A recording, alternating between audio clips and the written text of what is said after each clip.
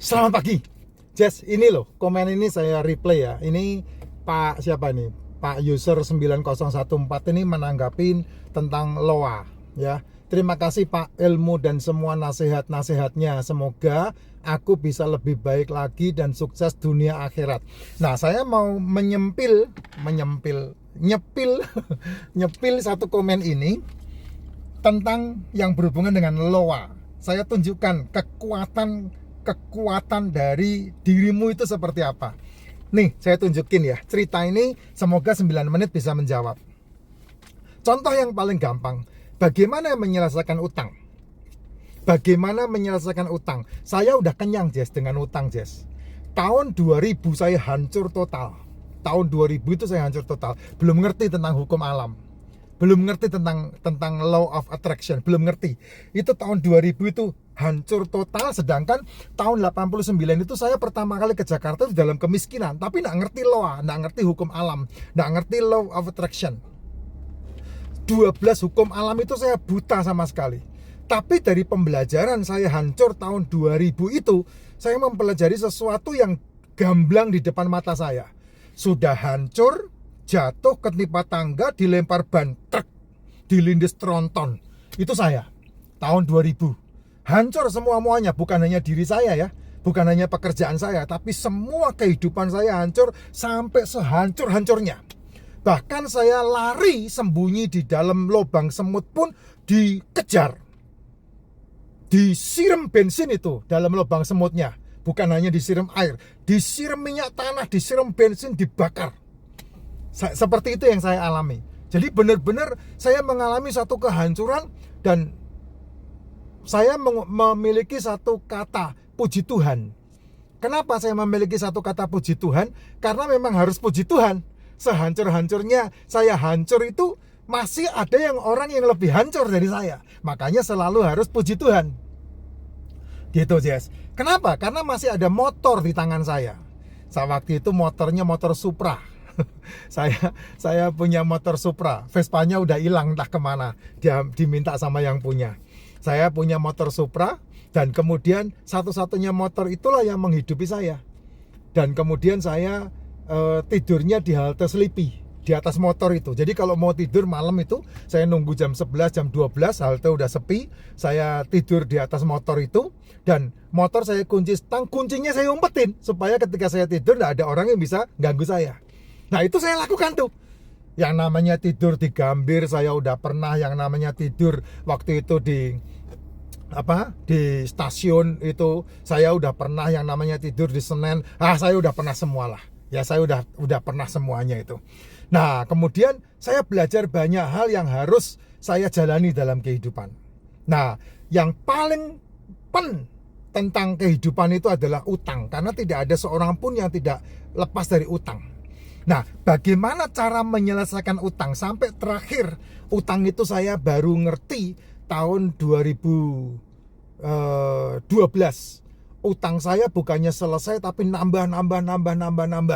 Saya punya utang sampai hampir 1 M lebih, Jess. Dan harus menyelesaikan itu semua. Dari mana utang itu? Ya utang kepada manusia dan utang kepada bank, kartu kredit. Saya dikejar-kejar sama debt collector sampai akhirnya debt collector itu menjadi sahabat saya, sampai salah satu penagihnya itu dari salah satu bank yang ada bendera terbangnya itu ya. Itu saya kalau ngomong nggak habis pikir saya, beneran, Jess. Sampai dia melihat saya bisa menyelesaikan masalah utang saya, bahkan bisa berkompromi dengan saya, mobil itu bisa tidak digaruk sama dia. Padahal lebih dari 12 bulan saya tidak nyicil mobil itu. Tapi mobil itu saya masih bisa pegang dan kemudian terselesaikan semuanya. Dan yang luar biasa, ini Bapak sampai berangkat naik haji pun setelah saya beres semua urusan saya, itu Bapak itu sampai ngabarin saya, Pak Effendi, Bapak udah beres semua dan kemudian sekarang saya selesai tugas saya naik haji. Itu terjadi tuh, Jess. Ya, saya bisa menyelesaikan semua. Tahu nggak bagaimana caranya sehingga hari ini saya bisa lepas dari hutang saya, lolos dari hutang saya. Bahkan kalau mengingat 5 tahun yang lalu, bukan hanya ketimpa tangga dan dilempar ban truk dan dilindes tronton, tidak, ketimpa tronton malah. Ya, ketimpa trontonnya malah. Itu kehidupan saya itu. Tapi ketika saya mengerti rahasianya hukum alam semesta ini, yang namanya law of attraction ini, Jess, saya baru ngerti. Ketika saya membaca satu buku namanya Seven Habits. Nah, bukunya Seven Habits itu dari 7 habit yang harus kamu pelajari ya. 7 habit yang kamu harus pelajari. Habit yang keempat ini itu luar biasa. Apa itu? Tentukan tujuan akhir. Apa tujuan akhirmu? Kalau tujuan akhirmu melunasi hutang, kamu tidak bakal bisa melunasi hutang. Karena hukum dari Seven Habits ini salah satunya adalah menentukan tujuan akhir. Di samping ada yang ketujuh, yang keenam atau ketujuh itu asah gergaji ya, menajamkan gergaji, mempelajari yang harus dipelajari, melakukan yang harus dilakukan. Karena kamu tidak bisa mendapatkan satu hal tanpa melakukan hal yang berbeda. Kenapa ya? Karena ada hukum law of attraction itu, hukum yang namanya hukum sebab akibat. Itu hukum keempat dari 12 hukum yang menjadi hukum besi yang kamu harus tahu. Nah, kalau kamu punya utang, bagaimana saya bisa menyelesaikan utang? Kamu nanti bisa dengarkan baik-baik konten saya ini dan kemudian mengambil kesimpulan sendiri. Dan kemudian apa yang saya lakukan? Hutangnya kan harus dibayar, Jess. Hutangnya harus dilunasi. Sampai hari ini saya membayar hutang saya dan saya menganggap hutang saya udah selesai, dan itu yang terbaik yang saya udah dapetin. Hutangnya harus dibayar, tapi fokusnya jangan kepada bayar utang. Terus fokusnya kemana, Pak? Fokusnya ke twing. Nah, itu yang betul ya. Fokusnya bukan ke bayar utangnya, tapi fokusnya kepada hasil yang kamu harus dapetin. Contoh nih. Kalau kamu harus membayar utang 100 juta, kamu harus punya pemasukan 500 juta. Nah, yang kamu pikirkan dalam pikiranmu, keinginanmu, yang 500 juta itu harus kamu masukkan ke dalam alam bawah sadarmu untuk menjadi sebab yang menghasilkan akibat 500 juta. Sehingga utangmu 100 juta lunas. Kalau kamu tidak pernah mikir seperti itu, jangan harap kamu pernah melunasi utang. Kelilit utang iya, nambah utang iya. Jadi fokusnya bukan ke utang, tapi fokusnya ke apa? Solusi fokusnya. Yaitu apa? Uang yang kamu harus dapetin, yaitu 500 juta, supaya kamu bisa menyelesaikannya 100 juta.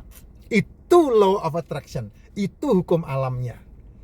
Ya, itu satu loh dari 12 hukum alam loh yang harus kamu lakukan. Dan kamu gak usah takut ketika kamu fokus untuk mendapatkan 500 jutanya. Takut gak bisa, jangan.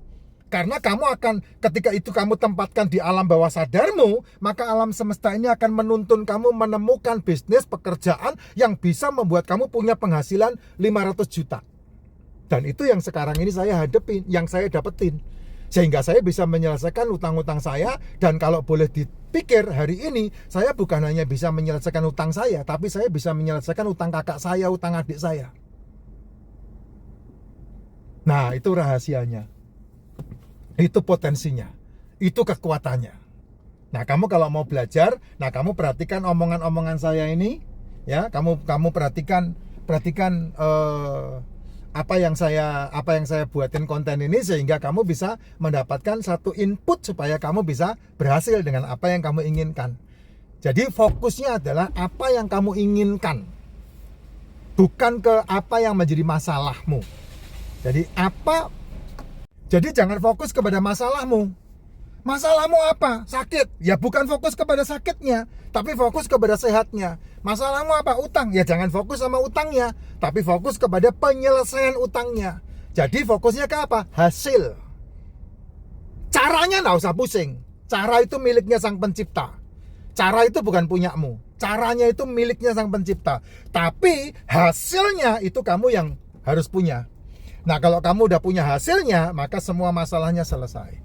Nah, itulah yang namanya tidak pernah ada akibat kalau tidak ada sebab. Itu hukum besi, yaitu hukum keempat dari 12 hukum yang kamu harus pahami. Nah, kalau kamu ngerti rahasia itu, wah jos kamu, Jess. Bener, utang berapapun kamu bisa menyelesaikan. Nah, itu salah satu hukum alam itu. Nah, ini pembelajaran buat Bapak, mumpung